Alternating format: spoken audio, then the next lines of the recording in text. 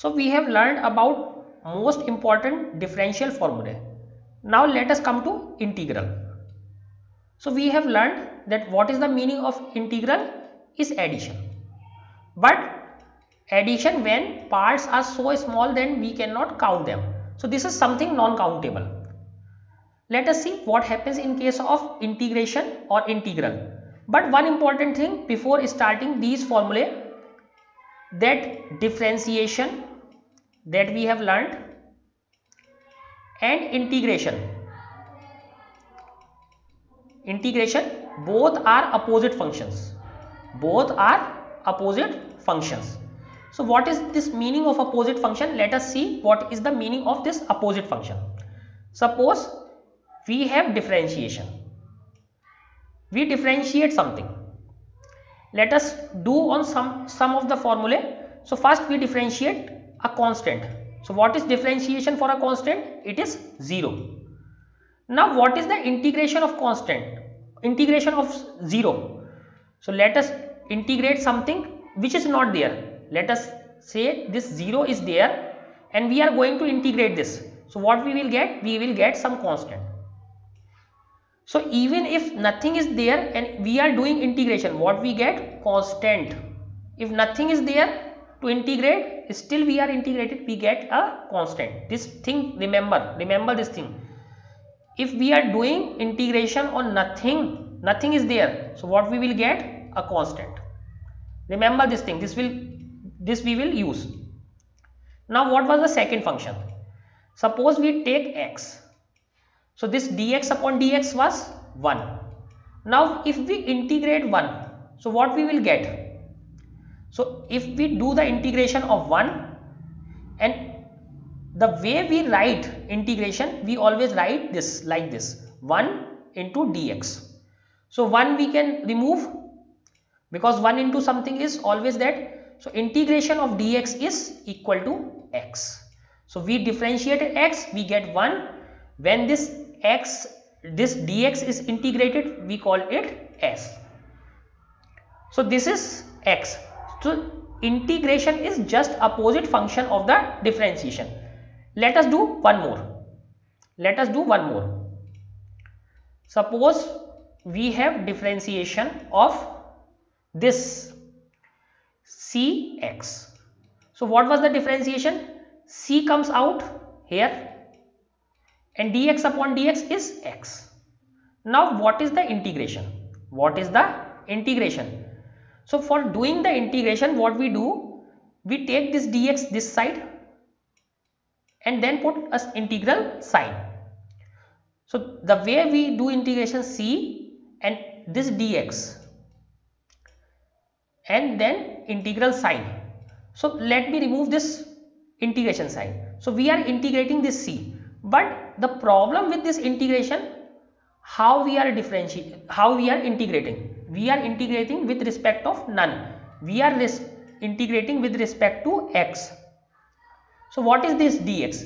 This dx will tell us, tells us that we are integrating with respect to x. That means variable is x. So if a variable will come, this variable will be x. So again, similar to differentiation, this c will come out, c, and the integration of dx, we have already seen integration of dx is x. So we get cx. Same. So these are inverse function. Let us do one more where we use x to the power 3.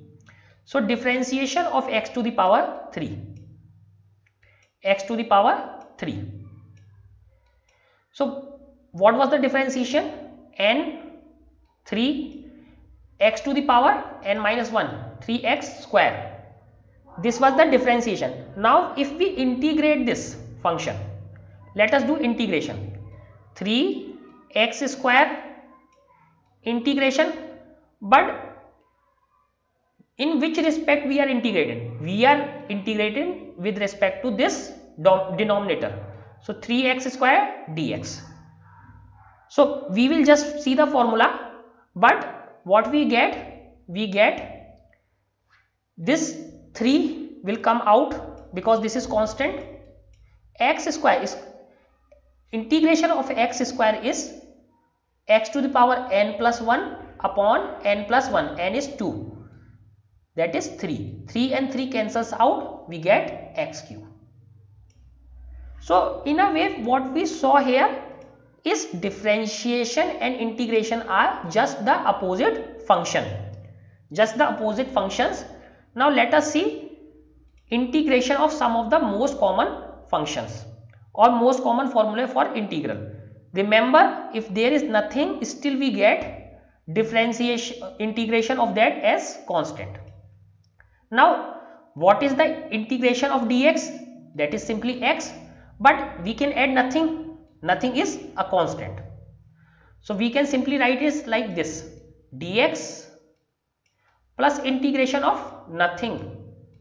What do we get? Dx is x and this nothing is c. This nothing will become c. Again k dx. What was k here? So we have already seen c dx, or c is already there, so we are taking a new constant. New constant is k. So k comes out of this integration, k, and dx is x. So kx and nothing is c. So kx plus c. So in a way we are seeing that whenever we integrate, we put a constant. Whenever we do this integration, we put a constant here. Now x to the power n. What is the integration of x to the power n? Again we put a dx here at all places, dx. Here we are integrating 1. We are integrating 1 with respect to dx. Here we are integrating k with respect to dx. Here we are integrating x to the power n with respect to dx. So this whole term, this here we have some function dx. This is the complete integration form. So this is complete integration form. We cannot simply write this like this, integration. So for integration we have to tell with which respect we are integrating. We are integrating with respect to x. That we will understand later what is the meaning of with respect when we use in the chapters. But for now, this plus this makes the total integral. This single function is not the integral. This with the respect which we are integrating is the complete function, and this in the bracket is the function. Here k is the function, here 1 is the function, here x to the power n is the function. So what is the integration of x to the power n? Let us see what is the integration of x to the power n. It is x to the power n plus 1 upon n plus 1. X to the power n plus 1 upon n plus 1. You have to remember. So this formula you have to remember, this you have to remember, this you have to remember. But it is the special case when n is not equal to minus 1. This is applicable only when n is not equal to minus 1. And c is always, we add c constant, we always add. Constant is always added. So this function 1, 2, 3. So constant is always added. Suppose if x is equal to minus, this power n is equal to minus 1, what will happen? X to the power n, n is equal to minus 1. X to the power minus 1. That is 1 by x. If you remember when we did the differentiation, so log x, differentiation of log x was 1 by x. That's why we are not using this formula. So differentiation of 1 by x or x to the power minus 1 is log x. Integration of this 1 by x is log x, and constant we always add. So this is the formula. And similar thing they have written in another language. 1 by x is equal to x to the power minus 1. So same formula. Now x to the power minus n, simply change n with minus n. So n is changed with minus n, but formula will remain same. So 1, 2, 3, 4 we have to remember. Now for trigonometric function. So they have used u. If you remember what was the differentiation of sin x was cos x. Differentiation, this was differentiation. Now integration will be reverse. If we integrate cos x, we will get sin x. Same thing they have started.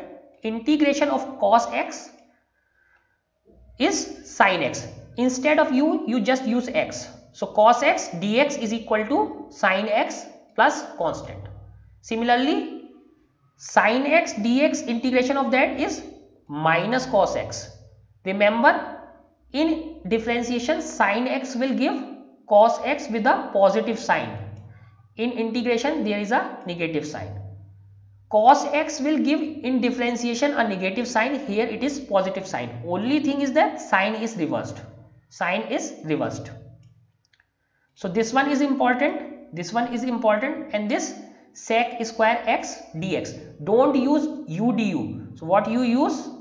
Cos x dx is equal to sin x plus c we are adding in each of them. Constant can be added anywhere. Okay. So these are the formulae. Now last few formula is this e to the power x dx is e to the power x plus c. Differentiation of this e to the power x dx is e to the power x plus c. So these are the formulae that we have to remember. Rest, if there is any other formula, we will see it later. But what are these formulae? Let us see once again. So 1, 2, 3, 4, these are same, and this one are same. So these are the formulae. 5, 6, 7, and this last one is e to the power x dx is e to the power x plus c. These are the 8 integral formulae that we have to remember.